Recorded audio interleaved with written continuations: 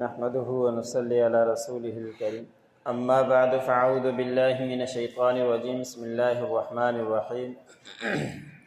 فلما سمعت بمكرهن أرسلت إليهن وأعتدت لهن متكئا وآتت كل واحدة منهن سكينا وقالت اخرج عليهن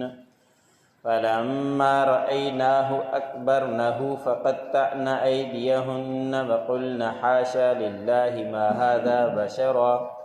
إن هذا إلا ملك كريم قالت فذلكن الذي لمتنني فيه ولقد راودته عن نفسه فاستعصم ولئن لم يفعل ما آمره ليسجنن وليكون من الصاغرين۔ سورۃ یوسف کا درس چل رہا ہے۔ اسی سورت کی آیت نمبر 31 اور 32 تلاوت کی گئی۔ گزشتہ آیتوں کے اندر گزرا کہ عزیز مصر کی اہلیہ نے حضرت یوسف علیہ السلام سے گناہ کا ارادہ کیا۔ حضرت یوسف علیہ السلام ان سے جان چھڑا کر باہر بھاگے تو دروازے سے جب باہر نکلے تو اپنے سردار کو پایا۔ عزیز مصر کی اہلیہ نے اپنے شوہر کو پایا اور یوسف علیہ السلام نے اپنے مالک کو پایا۔ اب وہ دونوں گھبرا گئے اور اہلیہ نے فوراً کہہ دیا کہ اگر آپ کے گھر والے کے ساتھ کوئی گھر والی کے ساتھ کوئی برائی کا ارادہ کرے تو آپ اس کو کیا کرو گے؟ بس میں تو یہ کہتی ہوں کہ اس کو جیل کے اندر ڈال دیا جائے یا اس کو سخت سزا دے دی جائے۔ تو اس وقت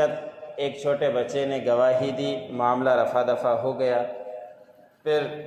عزیز مصر نے یوسف علیہ السلام سے فرمایا تھا کہ آپ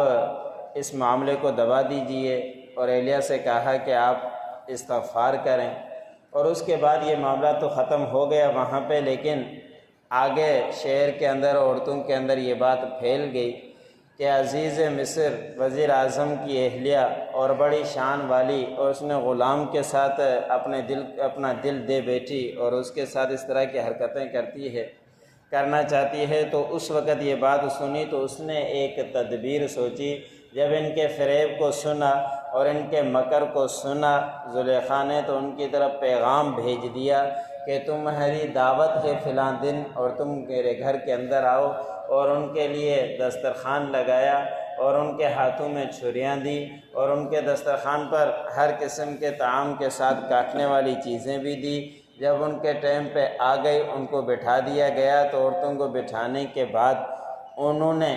اپنے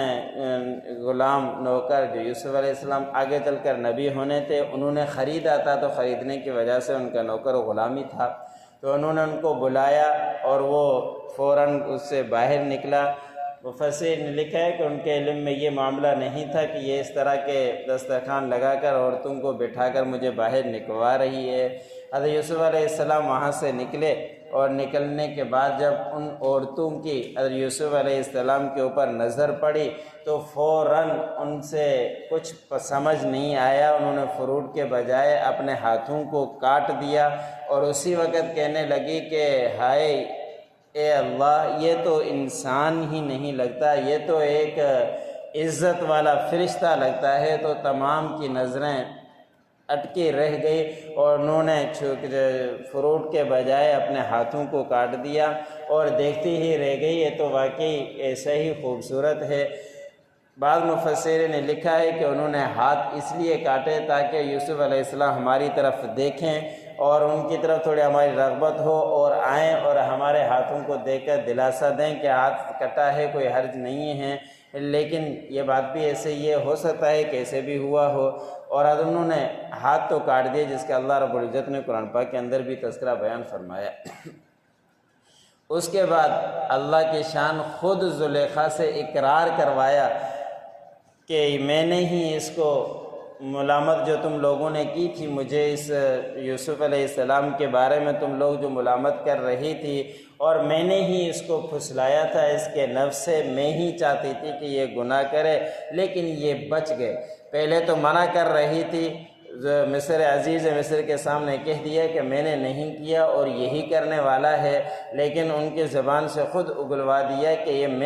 انہوں نے نہیں کیا، میں نے خود ہی یہ کرنا چاہ رہی تھی، لیکن اس نے اپنے آپ کو بچا لیا۔ پھر ساتھ ساتھ میں اس نے دھمکی بھی دی کہ اگر یہ میری بات نہیں مانے گا، ابھی تک میرا معاملہ ختم نہیں ہوا، میری یہ بات نہیں مانے گا تو میں اس کو ضرور بضرور قید کے اندر ڈالوں گی، اور پھر یہ ہو جائے گا بے عزتوں میں سے۔ اگر یہ عزت چاہتا ہے تو پھر جو میں اس کو حکم کرتی ہوں اس کو کرنا پڑے گا، نہیں کرتا تو پھر یہ بے عزتی ہوگا۔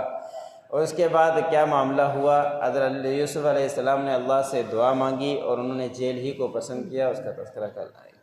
فَلَمَّا سَمِعَتْ بِمَكْرِهِنَّ أَرْسَلَتْ إِلَيْهِنَّ، بس جب زلیخا نے سنا ان کے فریب کو تو بھیجا ان کی طرف پیغام، وَآتَدَتْ لَهُنَّ، اور ان کے لیے تیار کروایا متکئاً، دسترخوان کو ٹیک لگانے کی جگہ کو، وَآتَتْ كُلَّ وَاحِدَةٍ مِّنْهُنَّ، اور دی ان میں سے ہر ایک کو چھری، سکیناً چھری، وقالت اخرج علیہن،